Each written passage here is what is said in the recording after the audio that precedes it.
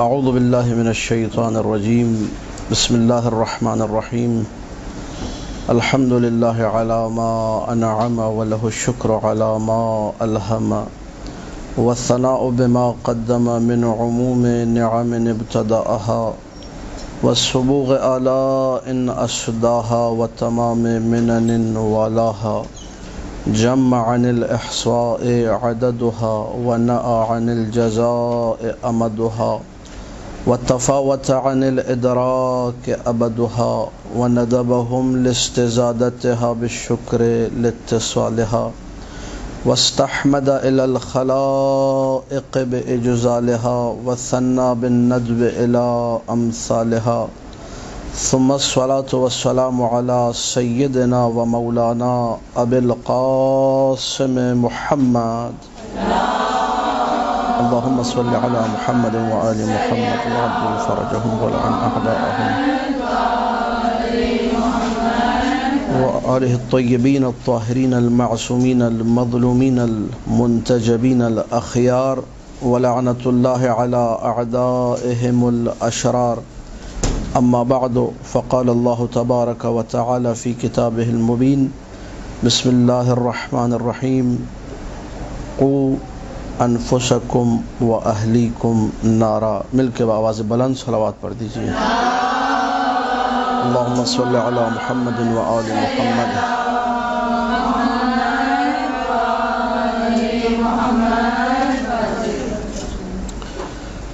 قرآن مجید کی ایک آیت کی تلاوت کا شرف حاصل کیا.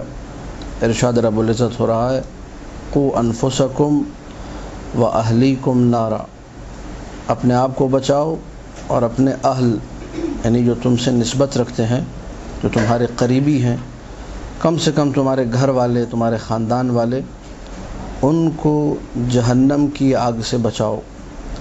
موضوع چونکہ ہمارا جہنم کی آگ سے مربوط ہے، اس لیے اس آیت کو سرنامہ کلام قرار دیا. موضوع آج کا جو دیا گیا ہے وہ ہے ہر قسم کا وہ عمل جو کہ خاندانوں کے درمیان ناچاقی کا، چپقلش کا، لڑائی جھگڑے کا یا کسی بھی قسم کی خاندانی خرابی کا باعث بنتا ہے. اس میں سر فہرست جو عنوان مشہور و معروف عنوان ہے اور شہرۂ آفاق ہے وہ ہے ساس اور بہو کا جھگڑا. اگرچہ گفتگو منحصر نہیں ہے اس میں ساس اور بہو کے جھگڑے میں، بہن بھائی کا جھگڑا بھی ہو سکتا ہے، ماں اور بیٹی کا جھگڑا بھی ہو سکتا ہے، باپ اور بیٹے کا بھی ہو سکتا ہے، کئی حوالے سے ہو سکتا ہے. لیکن چونکہ دیگر موارد میں اتنے جھگڑے دیکھنے میں نہیں آتے جتنے اس خاص مورد میں آتے. لگتا ہے کہ جھگڑا بنا ہی ان دو کے لیے ہے، لڑائی جو ہے خدا نے خلق ہی ان دو کے لیے کی تھی، اس لیے سر فہرست آ گیا کہ جی ساس اور بہو کا جھگڑا، ایسے جیسے کہ یہ دونوں پیدا ہی جھگڑا کرنے کے لیے اور لڑنے کے لیے ہوئے ہیں. وہ کون سی چیزیں ہیں کہ جس کی وجہ سے ساس اور بہو کا جھگڑا جو ہے اتنا مشہور ہو گیا؟ وہ کون سے عوامل ہیں؟ قوا انفسکم واہلیکم نارا، قوا انفسکم اپنے آپ کو بچاؤ، واہلیکم سورہ تحریم کی ظاہراً آیت ہے، چھٹی ہے یا ساتویں آیت ہے، یہ آپ لوگ دیکھ لیجئے گا انشاءاللہ سورہ تحریم میں نکال کے. قوا انفسکم واہلیکم میں آپ لوگوں کے سامنے ابھی تلاوت کر دیتا ہوں اس آیت کی مکمل. ظاہراً جو ہے سورہ تحریم ہے.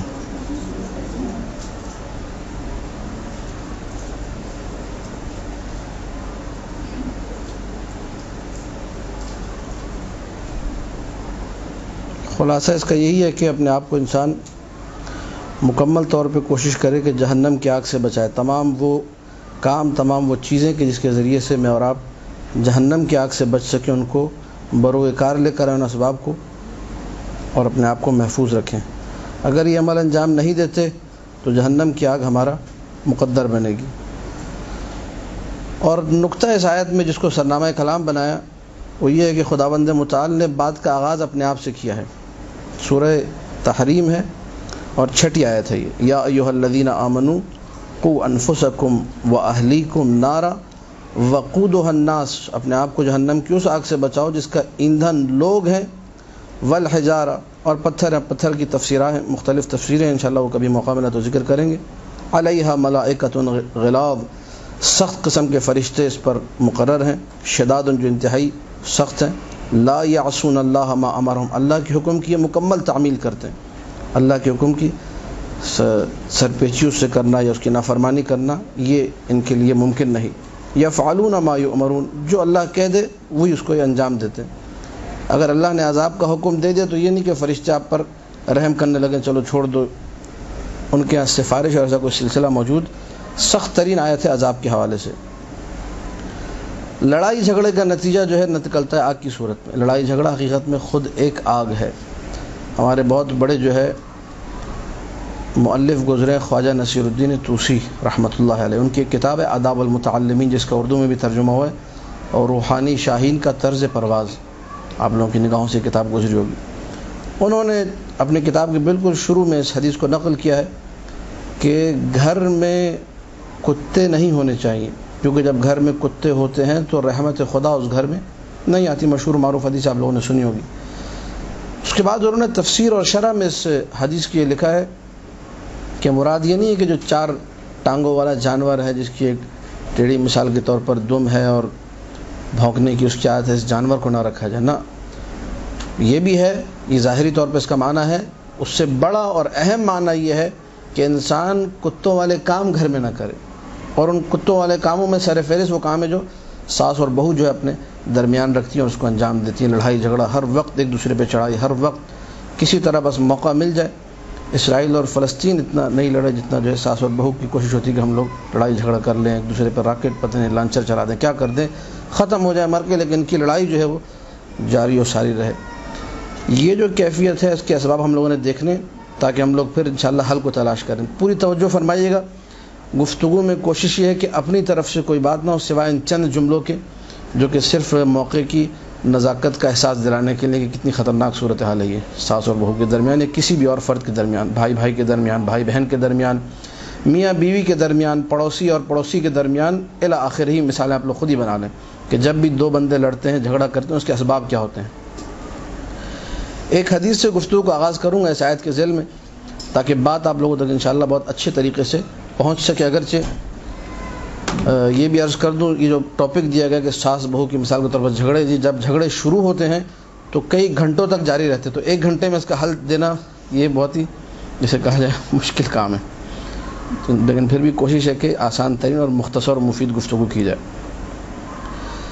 سب سے اہم ترین اور بنیادی ترین چیز جو ہے جو ساس اور بہو کا جھگڑا ہو رہا ہے، بعنوان مثال عرض کر رہا ہوں، کسی ساس اور بہو کی توہین مقصود نہیں، خداوند متعال تمام ساسوں کو بھی زندہ و سلامت رہے اور تمام بہوؤں کی سانس کو بھی زندہ و سلامت رکھے، بحال رکھے۔ تو عرض خدمت یہ ہے کہ اصل جو چیز ہے، بنیادی ترین جو چیز ہے وہ یہ ہے کہ انسان جب مکمل طور پہ تربیت سے بے بہرا ہو، اس کے پاس تربیت نہ ہو، دینی تربیت نہ ہو، اخلاق سے عاری ہو، تو یہ ساری کی ساری مشکلات اس کے پاس پیش آتی ہیں۔ ایک دفعہ مل کے بآواز بلند صلوات پڑھ دیجیے۔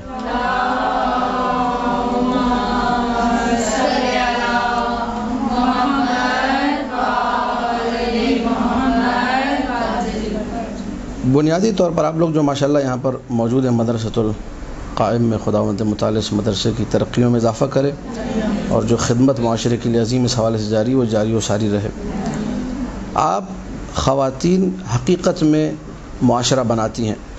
جب خاتون، ایک ماں، ایک عورت جو ہے اپنے گھر میں تربیت کا اچھے طریقے سے آغاز کرے گی، وہ بچیوں کی بھی تربیت کرے گی، بچوں کی بھی، اچھے افراد کا معاشرہ جب سامنے آئے گا تو خود بخود لڑائی جھگڑے کم ہوں گے۔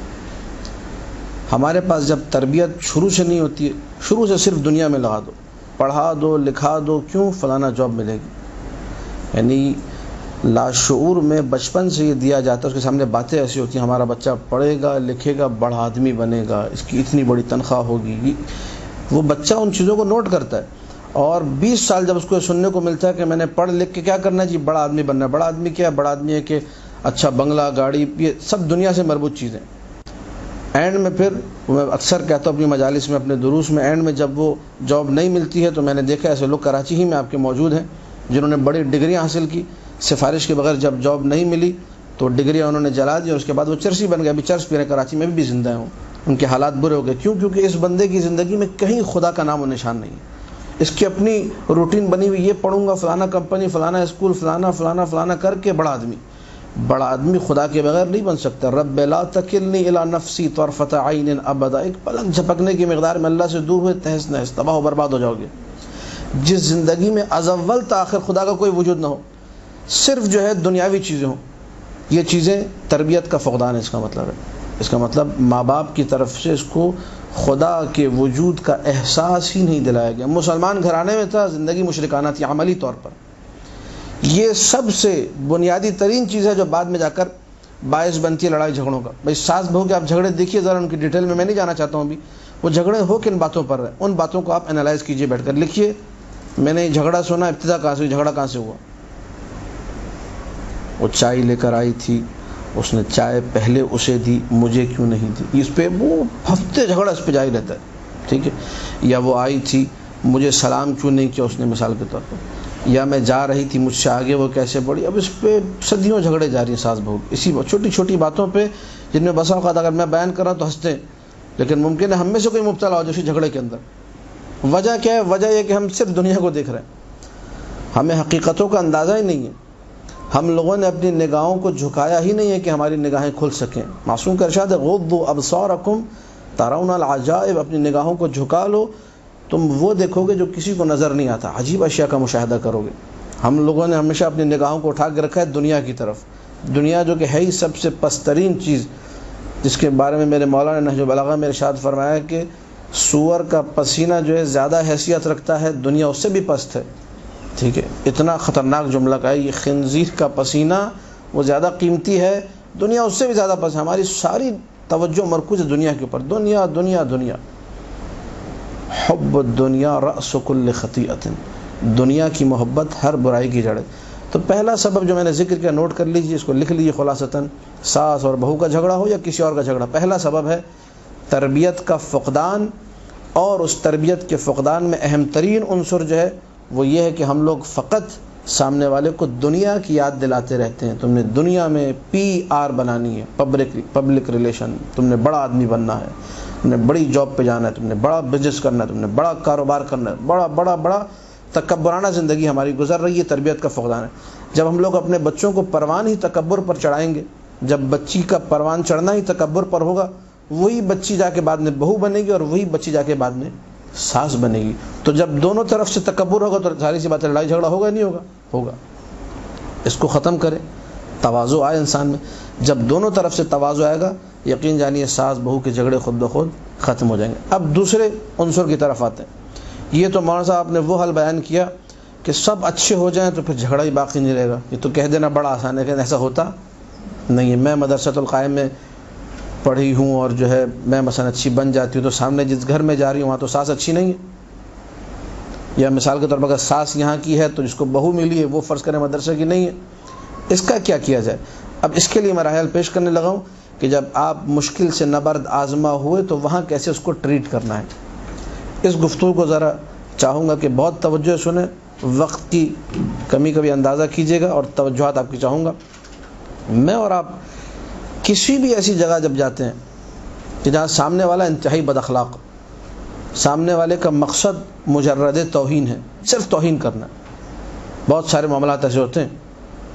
انسان جب یہ ساس بہو کا خاص طور پہ سلسلہ دیکھنے میں آتا ہے تو یہاں پہ بہت کربناک بس اوقات کیفیات دیکھنے میں آتی ہیں۔ ابھی جب مجھے یہ موضوع دیا گیا تو میں سرچ کر رہا تھا کچھ چیزیں انٹرنیٹ پر، تو کچھ ملکوں کے واقعات نکلے کہ ساس نے مثلا بہو کا گلا کاٹ دیا، پھر بہو نے ساس کا گلا کاٹ دیا لڑائی جھگڑے میں، یا ساس نے بہو کو مثلا زندہ جلا دیا، پھر بہو نے ساس کو زندہ جلا دی۔ یہ کافی پیجز میں ایسے واقعات لکھے ہوتے ہیں، اور جب وہ اس کی وجہ پڑھی گئی تو پتہ چلا بہت ہی کوئی چھوٹی سی وجہ تھی، کوئی اتنی خاص وجہ بھی نہیں تھی کہ اس پہ گلا کاٹا جائے، زندہ جلایا جائے۔ انسان انسانیت سے اتر کر حیوانیت کے زمرے میں جاتا ہے، اور حیوانات بھی شاید وہ کام نہ کرے جو انسان پھر کر بیٹھتا ہے، اتنا پست ہو جاتا ہے۔ یہ بدترین صورتحال جب سامنے آ جائے، یہاں کیا کیا جائے؟ دو حدیثیں میں ذکر کروں گا اور یہ ملخص کلام ہے، ان حدیثوں کو آپ لوگ نوٹ کیجیے گا۔ نمبر 1، امام موسیٰ کاظم باب الحوائج، سلام اللہ علیک اللہم صلی علی محمد و آل محمد۔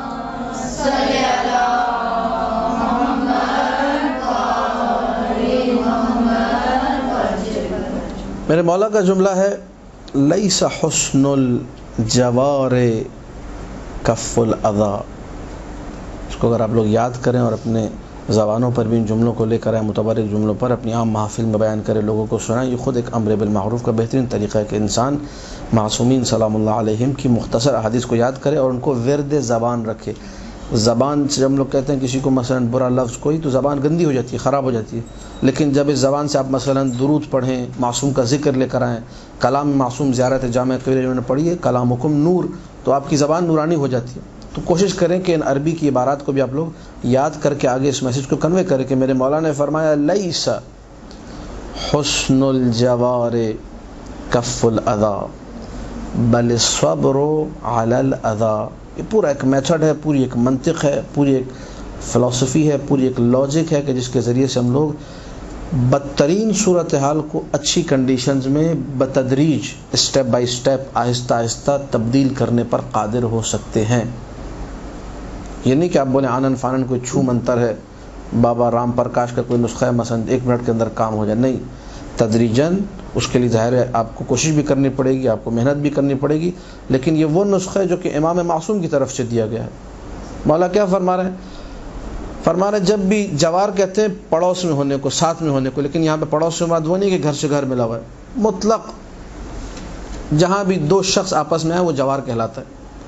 بھائی کا بھائی سے رشتہ ہے، میاں کا بیوی سے رشتہ ہے، باپ کا بیٹے سے رشتہ ہے، ماں باپ کا آپس میں رشتہ ہے، مثلا بھائی بہنوں کا آپس میں رشتہ ہے، ساس بہو کا رشتہ ہے، اسی طرح جو ہے نا داماد کا اپنی ساس سے رشتہ ہے، یہ سارے کے سارے۔ بعض جس طرح ہمارے ہاں ساس بہو کی جنگ جو ہے بہت زیادہ مشہور ہے، بعض ملکوں میں داماد اور ساس کی جنگ بہت مشہور ہے، وہاں الٹا حساب ہے، وہاں یہ بھی ہوتا ہے۔ تو یہ جنگ لے لیجئے، کوئی اور جنگ لے لیجئے، مولا کے جملوں کو دقت سے سماعت فرمائے گا۔ مولا فرماتے ہیں لیس حسن الجوار، بہترین پڑوسی وہ نہیں، بہترین ساس وہ نہیں، بہترین بہو وہ نہیں، بہترین پارٹنر وہ نہیں، بہترین شریک، ہم سفر، شریک حیات، ہم سفر کہہ لیجئے، جو آپ لفظ لائیے، جو 2 افراد ساتھ رہتے ہیں ان میں بہترین وہ نہیں جو کہ یہ کہے کہ میں کیوں بہترین ہوں، یہاں پوچھے بھائی بہترین کون ہے، آپ معاشرے میں جا کر پوچھیے بہترین ساس کون سی کہا جاتا ہے۔ بہترین ساس وہ ہے جو اپنی بہو کو اذیت نہ دے، جو اپنی بہو کو تنگ نہ کرے۔ بہترین بہو کون سی ہے؟ بہترین بہو وہ ہے جو ساس کو تنگ نہ کرے، ساس کو جو ہے چنے لوہے اور پیچکس وغیرہ نہ چبوائے مثلا، یہ بہترین ساس بہترین بہو، یہ تعریفیں ہوتی ہے جو اذیت نہ کرے۔ میرے مولا نے اس لاجک کی نفی کی ہے، اس فلسفے کی نفی کی ہے، کہا لیس حسن الجوار، بہترین ساس وہ نہیں ہے جو بہو کو اذیت نہ دے، بہترین بہو وہ نہیں ہے جو ساس کو اذیت نہ دے، بل الصبر علی الاذی، بہترین ہونے کا معیار باب الحوائج سلام اللہ علیہ کی نگاہ میں کیا ہے؟ مولا فرما رہا ہے بہترین ہونے کا معیار یہ کہ اگر سامنے سے تنگ بھی کیا جائے، اذیت بھی دی جائے تو تم صبر کرو۔ یہ اگر صبر کا سلسلہ آ گیا ہماری زندگی میں کہ ٹھیک ہے کیا ہے، اس کا عمل ہے، میں کیوں سامنے سے نہیں، انہوں نے ایسا کیا تھا تو اب تو میں کس خاندان کی ہوں میں بتاؤں گی ان کو، ٹھیک ہے، تو پھر تو ظاہر سی بات ہے لڑائی جھگڑے ہی ہوں گے، پھر پھڈے ہی ہوں گے، پھر جو ہے کوئی خوبی کی اور خوشایند کوئی توقع رکھی نہیں جا سکتی ہے کہ آئندہ کبھی خوشحال گھرانہ یہ بنے گا، ممکن نہیں ہے۔ میں فلانا خاندان کی میں بتاؤں گی ان کو، آئندہ کر کے دیکھیں ذرا میرے ساتھ، ٹھیک ہے۔ ساس بھی کہے کہ اس کو پتہ چلے کہ جو نا میں کیسی ہوں، میں کون ہوں، میں نے ہر بہو کے ساتھ ایسا کہ یہ کون سی جو نا اس میں سرخاب کے پر لگے، اس کا بھی میں بڑا غرق کروں گی۔ یہ جملے وہ ہیں جن جملوں کے ذریعے سے خاندان بنتے نہیں ہیں، سوائے بگاڑ کے کچھ بھی پیدا نہیں ہوتا۔ اس منطق کو آپ لوگ اپنے وجود میں رچا بسا لیجئے۔ کیا منطق ہے؟ لیس حسن الجوار کف الاذی، میرے بہتر ہونے کا معیار یہ نہیں ہے کہ میں اپنی طرف سے کسی کو اذیت نہ دوں، میرے بہتر ہونے کا معیار کیا ہے؟ کسی نے اگر مجھے اذیت دی بھی ہے تو میں صبر کروں۔ آپ کے صبر کرنے سے کیا ہوگا؟ سامنے والا سنگ دل ترین بھی ہو وہ بھی پگھل جائے گا، پگھلے گا، ایک نہ ایک دن پگھلے گا، بے تدریج پگھلے گا، آہستہ آہستہ پگھلے گا۔ لیکن اگر آپ نے کہا میں بتاتی ہوں میں کون ہوں، ٹھیک ہے، میں اس کو اس کی نانی یاد دلا دوں گی، میں اس کو اس کی دادی پتہ نہیں یاد دلا دوں گی، عجیب محاورے بھی عجیب عجیب ہے، نانی یاد دلانے سے کیا ہوتا ہے مجھے آج تک سمجھ میں نہیں آیا، نانی یاد دلا دوں گی۔ تو ان قسم کی جو ہے چیزوں سے خاندان کبھی بنے گا نہیں۔ الصبر علی الاذی، آپ نے اذیت پر صبر کرنا ہے۔ مدارات، اب دوسری حدیث، پہلی حدیث ہماری مکمل ہو گئی، اس میں آپ کو پوری ایک فلسفی دے دی گئی ہے کیسے ہم نے اس سچویشن کو ہینڈل کرنا ہے۔ کیسے نبردآزمہ ہونا ہے اس مشکل سے. اور یہ آسان کام نہیں ہے. میں نے حدیث تو سنا دی آپ کو. اس کے لیے آپ کو محاسبہ نفس کی ضرورت ہے. اس کے لیے آپ کو یہ سمجھنے کی ضرورت ہے کہ آپ اور میں کچھ نہیں. ہم لوگ, ہماری کوئی حیثیت نہیں ہے. جو کچھ ہے وہ خدا ہے. کتنی ہمارے پاس روایات میں یہ جملے ہمیں ملتے ہیں معصومین سلام اللہ علیہم کی. علماء نے ان جملوں کو پھر آگے بڑھایا, ذکر کیا کہ وہ عورت جو کہ شوہر کے ظلم پر صبر کرے اس کا کیا اجر ہے. حتیٰ کہ بعض روایات میں اس کو ابتلاء خداوندی کہا گیا, اللہ کی طرف سے امتحان کہا گیا. اس کی مثالیں آپ کو معاشرے میں مل جائیں گی. کتنی ایسی عورتیں ہیں جو اب ماضی ذکر نہیں کرتی, لیکن جنہوں نے ان کا ماضی دیکھا ہے وہ بتاتی ہے بھائی ساس بڑی ظالمہ تھی اس کی, شوہر جو ہے اس کا بدترین تھا, ظالم ترین تھا, کئی دفعہ شوہر نے اس کو گھر سے نکالا ہے. میں نے مثالیں دیکھی ہوئی ہیں, میرے علم میں ہیں مثالیں, آپ کے علم میں بھی ہوں گی. لیکن آج کیا ہے, آج اس سے زیادہ جو ہے محبت کرنے والی جو ساس نہیں ملے گی آپ کو کہیں. اتنا اچھا شوہر کہیں نہیں ملے گا. شوہر بھی آج اس سے بہترین ہو چکا ہے, ساس بھی بہترین ہو چکی ہے. ان لوگوں کی زندگی کو بھی تھوڑی جسے کہا جائے دقت سے دیکھا جائے کہ انہوں نے وہ کون سے کام کیے کہ ماجرا تبدیل ہو گیا, سینیریو بالکل ایک دم چینج ہو گیا. کل کو ساس ظالم تھی, آج ساس تعریفیں کرتے تھکتی نہیں بہو کی. شوہر بدترین تھا, شوہر اچھا ہو گیا. اس نے کون سے ایسے کام کیے, وہ کون سی وجوہات. کیونکہ ہمارے ایک مصیبت یہ بھی ہے کہ ہم لوگ اپنے معاشرے کے نیگیٹو چیزوں کو بیان کرتے ہیں, پازیٹیو ہمیں کچھ ملتا نہیں ہے. جو ملتا ہے وہ ہم لوگ دوسرے ممالک سے لا کے پیش کرتے ہیں کہ وہاں ایسی شادی ہوتی ہے, مثلا فلانا ملک میں ایسا ہوتا ہے. اپنے ملک میں ہمیں ٹماٹر بھی اچھے مل رہے تو ہم کہتے ہیں مہنگا مل رہا ہے, چلو یہ بھی خراب ہے. کچھ بھی ٹھیک نہیں ہے پاکستان کے اندر بہترین اچھائیاں موجود ہیں. آپ اس کے اچھائیوں کو بھی دیکھیں, جو اچھی چیزیں اس کو بروئے کار لے کر آئیں. میں ڈھونڈتا رہا نیٹ پہ کلپ کہ ہمیں کوئی خوبی مل جائے کہ میں نے پاکستان کی یہ خوبیاں, ایک سیاحتی مقامات کے علاوہ باقی کوئی, اس معاشرتی حوالے سے بات کر رہا ہوں ابھی, کہ اس حوالے سے کوئی خوبی ذکر کی کہ ہاں ایسے بھی ہمارے پاس نمونے موجود ہیں. اور واقعا موجود ہیں, میرے علم میں اس لیے بات کر رہا ہوں. کہیں آپ کو نہیں ملے گا. صرف برائی کو اجاگر کر کے بیان کیا جاتا ہے. قرآن منع کر رہے, کہہ رہے برائی ہے بھی تو چھپا دو اس کو. وہ لوگ بدترین لوگ ہیں جو برائی کو پھیلانے میں جو ہے نا پورا اپنا سرمایہ خرچ کرتے ہیں. برائی ہے اس کا ذکر ہی نہیں کرو. ایک پالیسی ہے باقاعدہ. خدا کیا کہہ رہے ہیں, میں ستار العیوب ہوں, برائی کو چھپانے والا ہوں. بدترین کام یہ ہے کہ انسان برائیوں کو ذکر کرے. اب یہ ایک نقطہ آ گیا, اگرچہ یہ میرا موضوع بحث نہیں تھا, بہرحال 1 گھنٹہ چونکہ دیا ہے اور آدھا گھنٹہ بھی گزر چکا ہے, یہ اس کو بھی ذکر کر دوں میں. کبھی اپنی برائیاں دوسروں سے بیان نہ کریں. ساس بہو کے جھگڑے میں کام آئے گی یہ چیز. کبھی اپنی برائیاں دوسروں سے ذکر, ولو آپ کا شوہر ہی. نہیں میں نے اس کے ساتھ جینے مرنے کی قسمیں کھائی ہیں, تو میں نے پتہ نہیں میں سنسیئر ہوں اور میں مخلص ہوں, کہہ کے وہ ایک سے ایک حماقتیں شروع ہو جاتی ہیں. پھر خدا کہتا ہے میں ہوں اور تو میری بندی ہے, میرا بندہ ہے, انا و انت, اور کوئی نہیں ہے. خدا کہہ رہا ہے میں ستار العیوب ہوں, یہ کہتی نہیں میں سنسیئر ہوں اس لیے بتا رہی ہوں. واہ کیا منطق ہے بھائی. خدا چھپانا چاہ رہا ہے, یہ کھولنا چاہ رہی. ٹھیک ہے, ساس کو یہ بتا دیا, 3-4 سہیلیوں کو بتا دیا کہ نہیں یہ میری بیسٹ فرینڈ, اس کو تو ضرور بتانا. یہ مثال کے طور پر اس نے میرے لیے 1 دفعہ کیک کاٹا تھا. ٹھیک ہے, یہ وہ حماقتیں ہیں کہ جس سے ہم لوگ اپنی زندگی خود برباد کرتے ہیں. ٹھیک ہے, خدا ان چیزوں کو ذہن نشین کرے. یہ وہ کلیات میں آپ کو بتا رہا ہوں کہ جو خود مجھے بھی جو ہے بڑے سر پٹکنے کے بعد جو ہے حاصل ہوئے ہیں, تو ان کو ذہن نشین کریں. کتاب میں پڑھنے کے بعد, علماء سے باتیں سننے کے بعد, روایت کے مطالعے کے بعد کچھ نتائج نکالیں. کبھی غلطی ہو گئی, اگر سامنے آ گئی, یہ خود سے استغفار کریں, غلطی کا اعتراف کر لیں. اس پہ سینہ زوری کرنے کی ضرورت نہیں کہ نہیں میں ایسے کیا ہوگا, تعویل توجیہ سے دور بھاگیں. یہ غلطی ہو گئی, میں کوئی معصوم تھوڑی ہوں, میں ہو سکتی ہے غلطی, میں معافی کے طلبگار ہوں, معاف کر دیں. آپ کا ظرف ہے, آپ اچھے آدمی, سامنے والے کو تھوڑا سا مکھن مسکا پالش لگانا, معاف کر دے گا, ختم کہانی. لیکن یہ کہ جو خدا نے چھپا دیا, دیکھیں یہ جملہ کہہ رہا ہوں سخت جملہ ہی. میں جب اپنا عیب کسی کے سامنے جا کر رکھتا ہوں, بیان کرتا ہوں, یہ خدائی کے خلاف سازش کر رہا ہوں.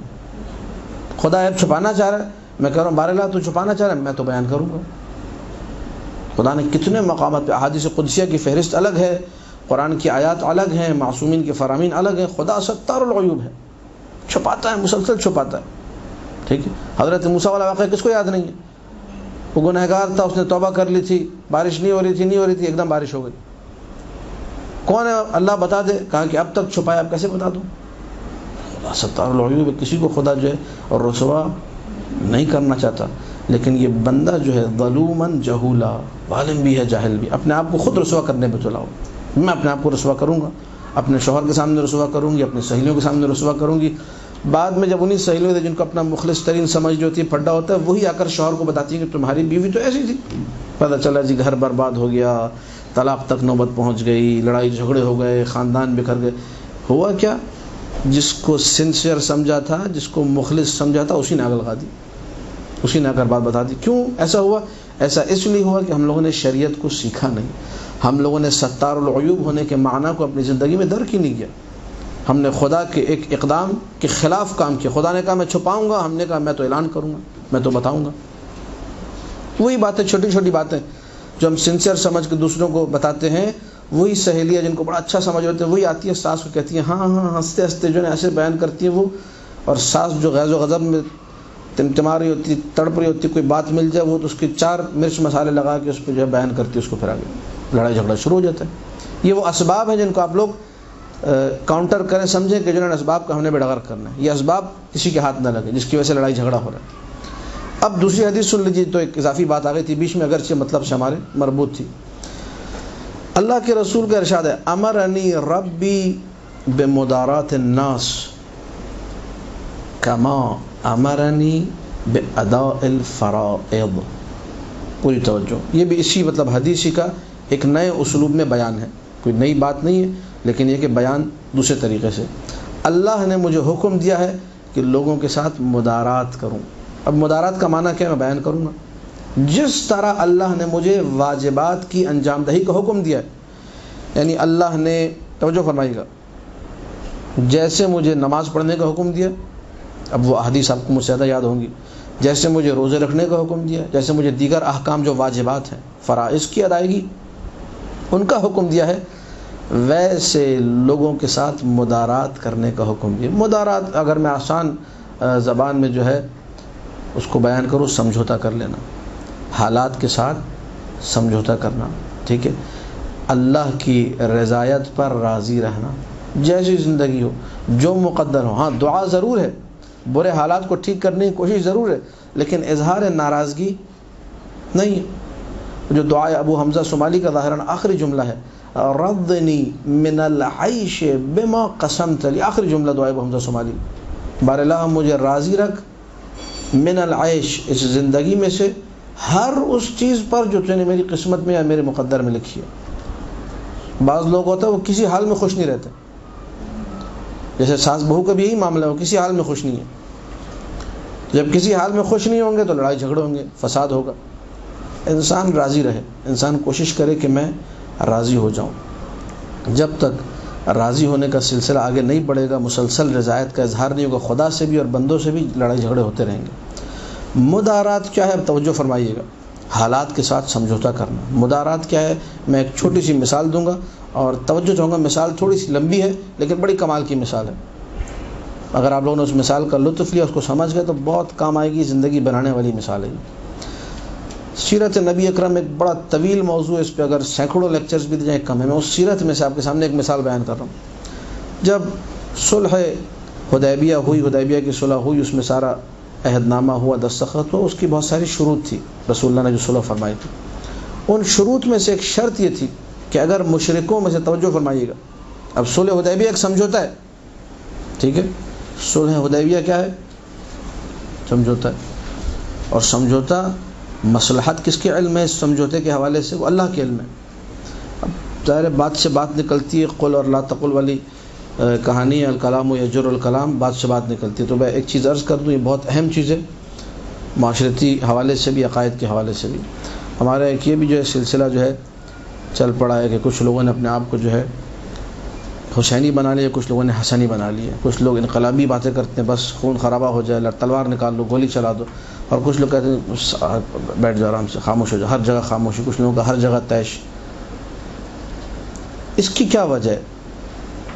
اس کی وجہ سیدھی سی جو وجہ ہے کہ لوگوں نے سیرت معصومین کو پڑھا نہیں، لوگوں کو علم نہیں ہے کہ امام نے کون سا کام کس حکمت کے تحت انجام دیا۔ الحسن والحسین امامان، حسن و حسین کیا ہے؟ 2 امام ہیں، چاہے وہ جنگ کریں چاہے وہ صلح کریں۔ امام، توجہ فرمائیے گا تاکہ میں گفتگو سے مربوط رہوں، امام جو فیصلہ کر رہا ہے، جو سمجھوتا کر رہا ہے، وہ علم الہی کے مطابق ہے، وہ میرے اور آپ کی ظاہری نگاہوں پر نہیں چلتا۔ ہمیں بہت ساری چیز دیکھنی پڑتی ہیں، امام علم خدا سے فیصلہ کرتا ہے۔ عیبت علم اللہ، امام ظرف ہے علم خدا کا، زیارت کے جملے ہیں، کئی زیارت میں جملے آئے، السلام علیک یا عیبۃ علم اللہ، سلام ہو تجھ پر اے ظرف علم خدا، اے خزانہ دار علم خدا، اے گنج علم خدا کے مالک ہو، جسے کہا جائے صاحب. یہ تعبیرات بہت ساری زیارتوں میں آئی. شیخ مفید رحمۃ اللہ علیہ نے ایک بہترین مثال دی کہ آپ دیکھیے جنگ بدر میں کتنے لوگ تھے، سب کو یاد ہے 313 لوگ، سامنے کتنے تھے 1000 سے 1200 کفار. یہاں کیا ہونا چاہیے؟ یہاں صلح ہو جانی چاہیے تھی نا، صلح بدر ہونی چاہیے تھی. یہاں مسلمان 313، سامنے 1000-1200 کافر. ہر عقل مند انسان کہے گا صلح کر لو بھائی، ہم لوگ 1/3، ہم سے 2/3 وہ لوگ زیادہ ہیں. لیکن رسول نے وہاں جنگ کی اور جنگ میں فتح ملی اور اس کو فتح مبین کہا گیا. 17 ماہ رمضان کو اس کی یاد منائی جاتی ہے. حدیبیہ کے موقع پر 3600 مسلمان تھے. کتنے تھے؟ کفار جو تھے سامنے وہ 1000 یا 1200 تھے. توجہ فرمائیے گا، کفار کتنے تھے؟ اب کیا ہونا چاہیے؟ اب تو جنگ ہونی چاہیے. 3600 مسلمان ہیں، گھوڑے بھی ہیں ان کے پیاس، گھڑ سوار بھی ہیں، پیادے بھی ہیں، اسلحہ بھی ہے، جنگی سامان بھی ہے. سامنے 1000 بندے کھڑے ہوئے، یہاں 3600 4000 کے قریب بندے. فوراً جنگ ہونی چاہیے اور منٹ میں ان کا مشرکین کا صفایا ہو جانا چاہیے. لیکن رسول نے یہاں پر جنگ نہیں کی، صلح کر لی. جب یہ صلح کی تو ایک صحابی نے اٹھ کر یہ جملہ کہا کہ میں نے نبوت محمد صلی اللہ علیہ وآلہ وسلم پر جیسا اللہم صلی علی محمد و آل محمد،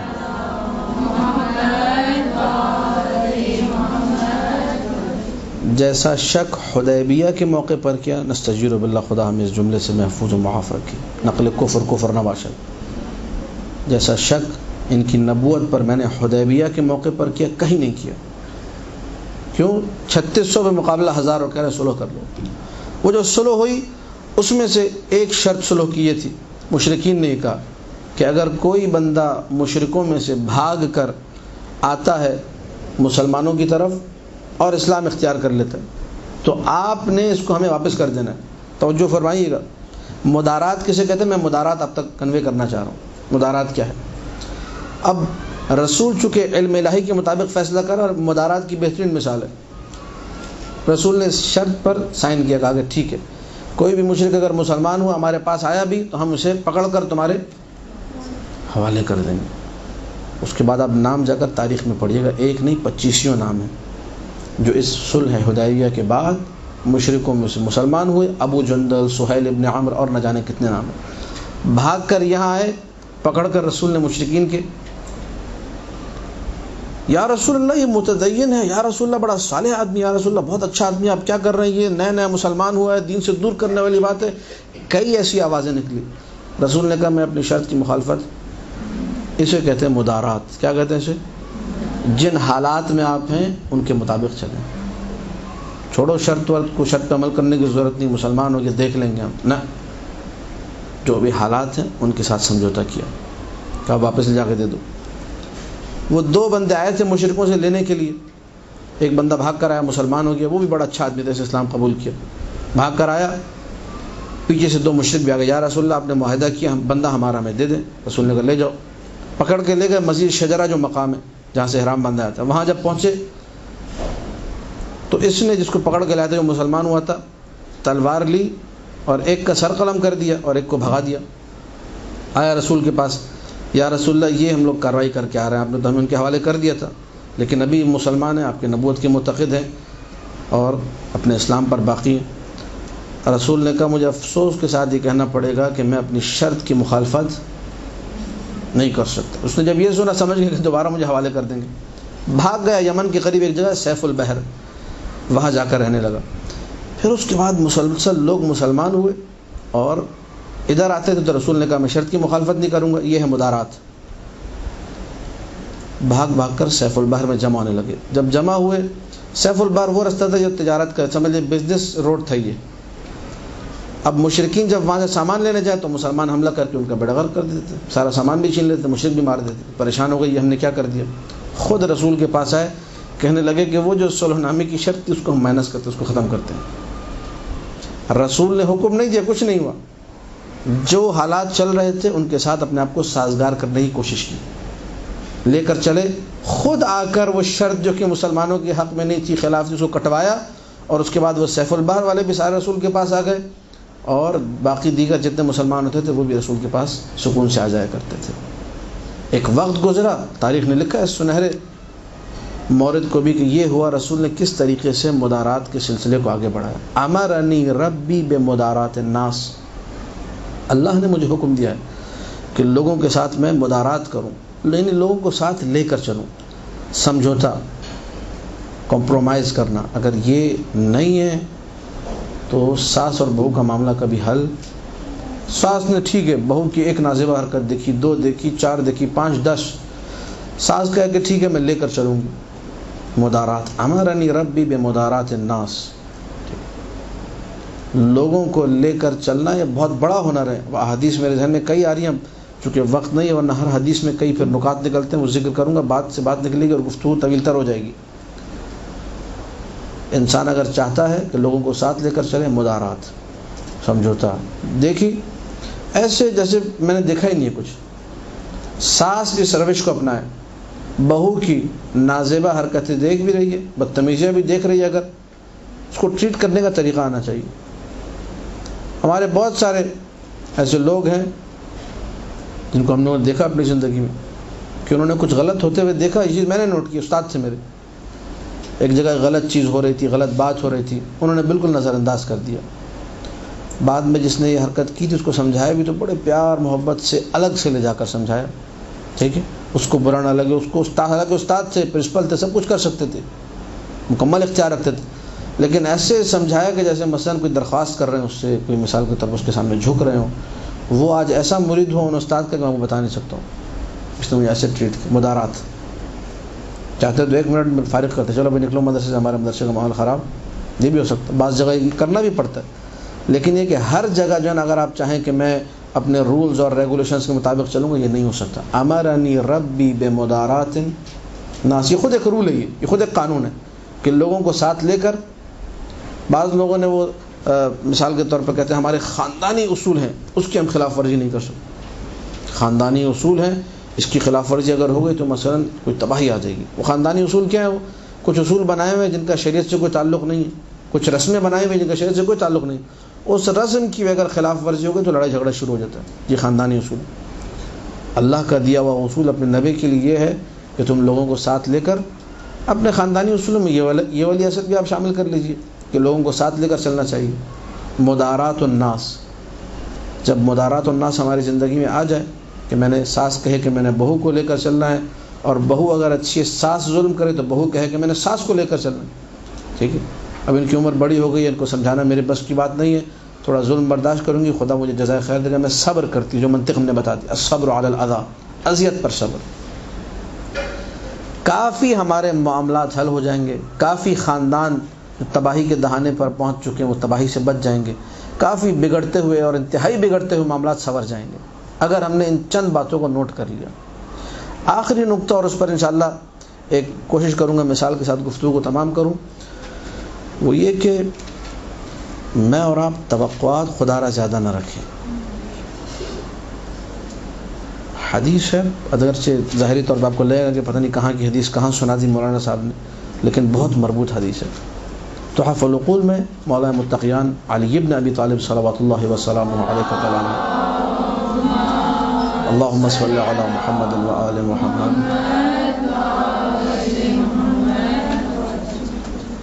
من اشترى، توجہ فرمائیے گا، کلام امیر ہے، امیر الکلام، من اشترى ما لا يحتاج الیہ باع ما يحتاج الیہ، لکھ لیجیے اس کو، من اشترى، جو خریدے، ما، اس چیز کو، لا يحتاج الیہ، جس کی اسے ضرورت نہیں ہے، باع، بیچنا پڑے گا اس کو، ما، اس چیز کو، یحتاج الیہ، جس کی اسے ضرورت ہے۔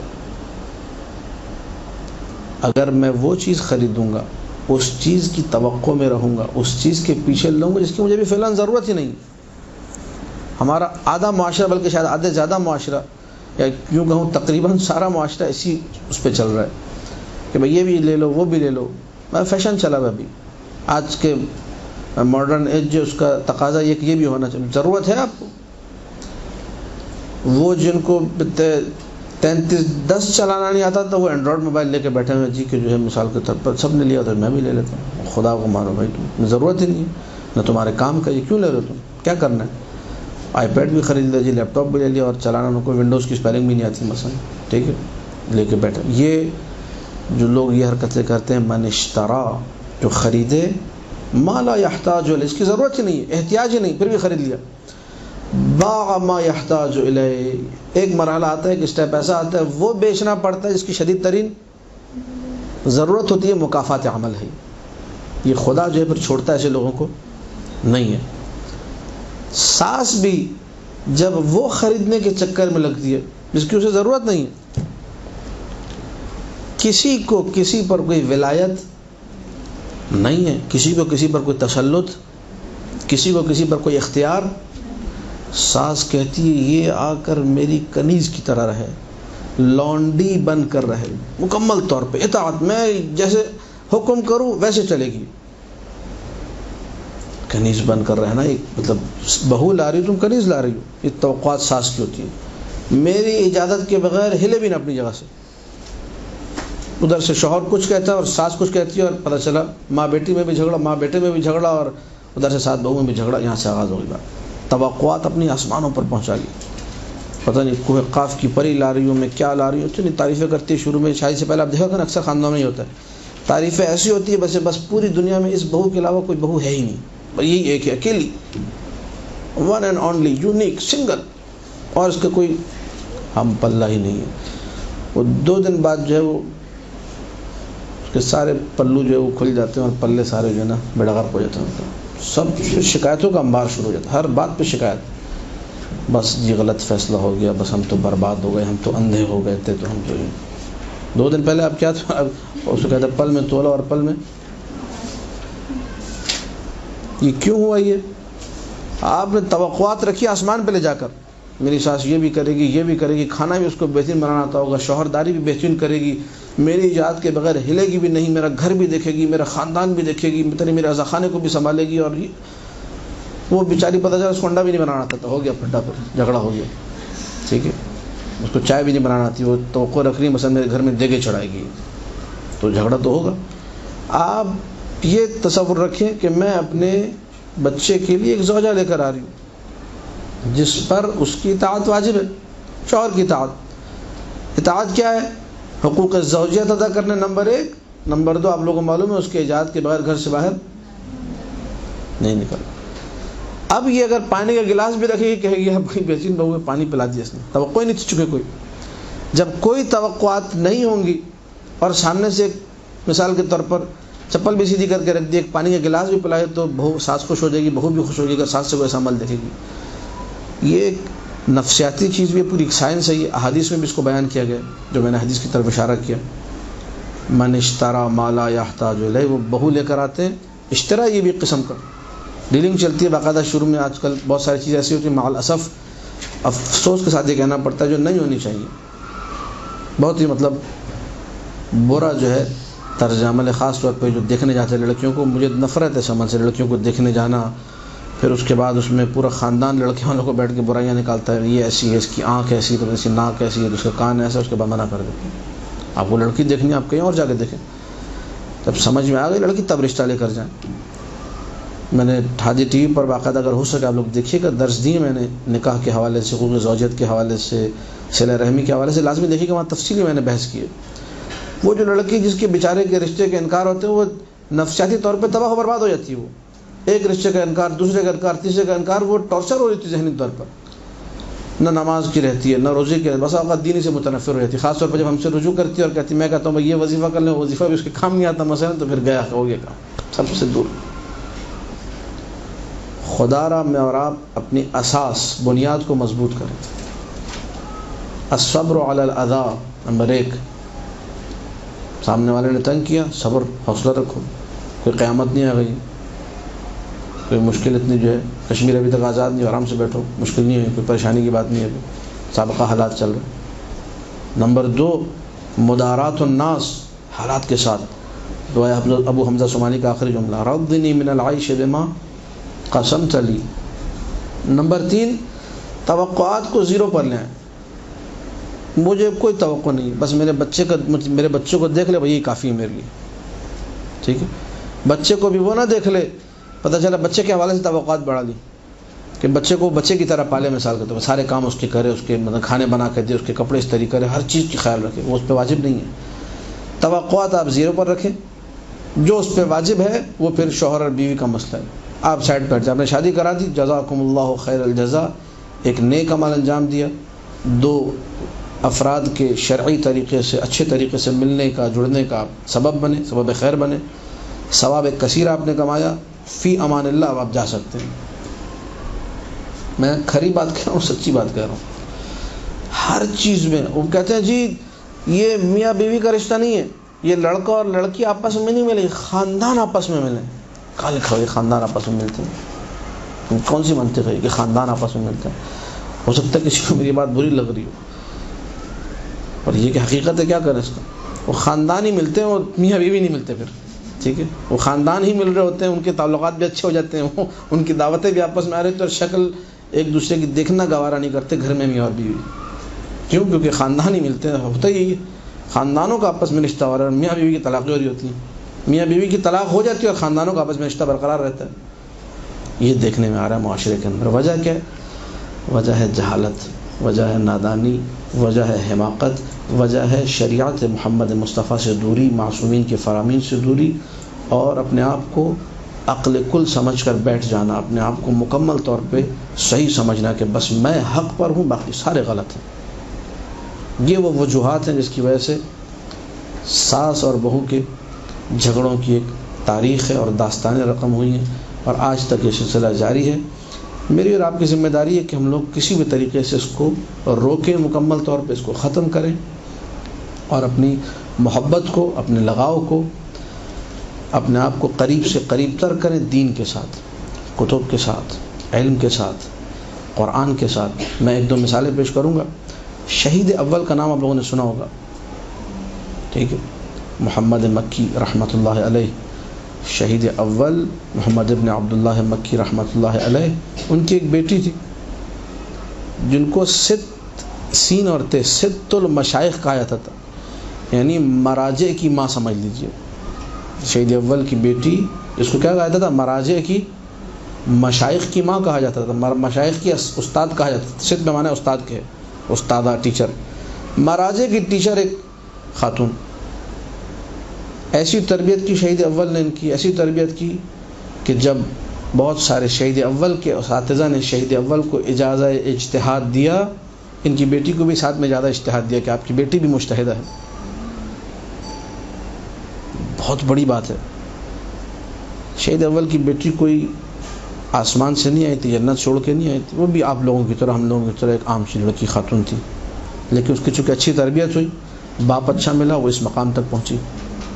اب توجہ فرمائیے گا، یہ مثال دوں تاکہ پوری گفتگو کا خلاصہ اسی مثال میں انشاءاللہ نکل آئے گا. شہید اول کا جب انتقال ہوتا، شہید ہوتے ہیں وہ، تو ایک بیٹی، ان کے 2 بھائی تھے. جزین ایک علاقہ ہے، جزینی، شام کے قریب ایک علاقہ جزین، گاؤں کا نام ہے. وہاں ان کی جائیداد تھی. شہید اول کے کچھ گھر وغیرہ تھے. شہید اول کی بیٹی نے ایک وثیقہ لکھا. ان کی کوئی علمی کتاب وغیرہ آج تک ہمارے سامنے نہیں ہے، اگر رہی ہوگی تو ضائع ہو گئی ہے. شام میں کتابیں جو جلی شاید اس میں رہی ہوگی، ہمارے سامنے سے انہیں کسی کتاب کا نام موجود نہیں. ایک ہمیں بس ایک ٹکڑا ملتا ہے کاغذ پہ لکھا ہوا ان کے ہاتھ کا، شہید اول کی بیٹی کا، جس میں ڈاکومنٹس وہ یہ ہے کہ میں شام کا جو گھر جس میں میراث میں میرا بھی حصہ، بیٹی ہوں میں، تو جو میرا حصہ میں اپنا سارا کا سارا حصہ اپنے دونوں بھائیوں کو گفٹ کرتی ہوں. بدلے میں اس گفٹ کے، اس ہبہ کے، ہبہ معوضہ اسے کہتے ہیں شریعت کی اصطلاح میں، بدلے میں چند کتابیں لیتی ہوں. ٹھیک ہے، باپ کی میراث میں سے وہ چند کتابیں مجھے مل جائے، باقی زمین جائیداد وغیرہ یہ لوگ لے لیں. وہ چند کتابیں کون سی ہیں؟ تہذیب جو کتب اربعہ میں سے تہذیب الاحکام شیخ طوسی کی، المصباح، مصباح الکبیر دعاؤں کی کتاب شیخ طوسی کی، اور ایک قرآن کریم تھا جس کو نسخہ علی ابن مؤید کہا جاتا تھا، وہ مجھے مل جائے. یہ چند کتابیں انہوں نے لی، اور ان 3 سے 4 کتابوں کے مقابلے میں اپنی جائیداد کا ایک حصہ بڑھا، جو ٹوٹل حصہ ہوئی تھا ان کا، وہ اپنے بھائیوں کو بخش دیا. یہ شہید اول کی بیٹی جب دنیا سے جاتی ہے، ان کی وفات ہوتی ہے، 70 مراجع نے ان کے نماز جنازہ میں شرکت کی. آج ہماری ماں اس دنیا سے گئی ہے. ٹھیک ہے، یہ کیا تھی؟ تربیت. یہ کیا تھا؟ حب دنیا نہیں ہے، پیسہ لے جاؤ. آج سب سے بڑا جھگڑا جائیداد پر ہے. ٹھیک ہے، بہویں جو ماؤں کو گھروں سے نکال رہی، کیوں ہے؟ وہ سمجھتی شاید گھر ہی ساری جنت میری یہی ہے. اصل چیز ہی گھر ہے. وہ یہ 4 دیواری، یہ چند پلاٹ کے ٹکڑے، یہ جو چند زمین کے ٹکڑے، ساری دنیا اس کی یہی ہے کل. اس سے ماں کو نکال دو، کہیں یہ قبضہ نہ کر لے. ماں بہو کو دفع دور کرنا چاہتی، یہ چلی جائے کہیں یہ قبضہ نہ کر لے. حب الدنیا رأس کل خطیئت ہے. دنیا کی محبت ہر برائی کی. شہید اول کی بیٹی نے اپنا جو پلاٹ تھا، جو جائیداد ملی، جو سب دے کے کتابیں لے لی. کیوں؟ کیونکہ دنیا کی محبت علم سے محبت تھی، علم سے لگاؤ تھا. 70 مراجع نے جنازے میں شرکت کی کہ آج ہماری ماں اس دنیا سے. ست المشائخ نے کہا جاتا ہے. ست المشائخ یعنی بڑے بڑے شیوخ، بڑے بڑے اساتذہ کی ماں. شیخ بہائی کی جب شادی ہوتی ہے تو ان کی زوجہ بھی کسی بڑے عالم دین کی بیٹی تھی.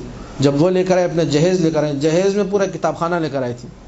جہیز میں آج کل کی طرح فریج اور ٹی وی اور یہ ٹرالیاں وغیرہ نہیں تھی، بلکہ کیا تھا؟ ایک کتاب خانہ تھا. کتابوں سے محبت، علم سے محبت. میں اور آپ بھی کوشش کریں، کتابیں خریدیں، کتابیں پڑھیں، اور واٹس ایپ کی دنیا سے ذرا باہر آ جائیں. ہم لوگ صرف آج کل ہمارے معصومین بھی واٹس ایپ پہ آ گئے. ہمارا اللہ بھی ہمیں واٹس ایپ پہ ملتا ہے. سب کچھ آج کل واٹس ایپ پہ ہی. یا اللہ 12,000 دفعہ واٹس ایپ پہ لکھ کے دیکھو، پھر خاندان میں کتنے جھگڑے ہوتے ہیں دیکھو، پھر آگے اس قسم کے میسج چل رہے ہوتے ہیں. ان میسیجوں سے دین برباد ہوگا، دین ختم ہو جائے گا. خدا را ہم لوگ اس قسم کی چیزوں سے دور رہیں، کتابیں پڑھیں اور کتابوں کو اپنے سینے سے لگائیں. معصوم کا ارشاد، ایک زمانہ آئے گا کتابوں کے علاوہ کوئی بھی بہترین ساتھی تمہیں نہیں ملے گا. کتب سے استفادہ کیجیے. بندہ حقیر کو اپنی دعاؤں میں یاد رکھیے، خاص طور پہ ساس اور بہو کو دعاؤں میں یاد رکھیے. خدا ان دونوں کا اقبال بلند کرے، ان میں تواضع پیدا کرے، ان کے جھگڑوں کو جو ہے دور کرے، اور اچھی مثالیں ہمارے معاشرے میں اس حوالے سے دیکھنے میں آئیں. میری اگر کوئی بات کسی کو بری لگی ہو تو سما خراشی کے لیے معذرت خواہوں، لیکن یہ کہ کچھ حقائق بعض اوقات ایسے ہوتے ہیں جن کو بیان کرنا ضروری ہوتا ہے، اور بولڈلی اور بریولی ان کو بیان کرنا ہوتا ہے تاکہ سامنے والے کو اصل بات پتہ چل سکے. معذرت کے ساتھ التماس دعا. وفی امان اللہ، وما علینا الا البلاغ المبین. برحمتك يا أرحم الراحمين، وصلى الله على محمد وآله الطاهرين.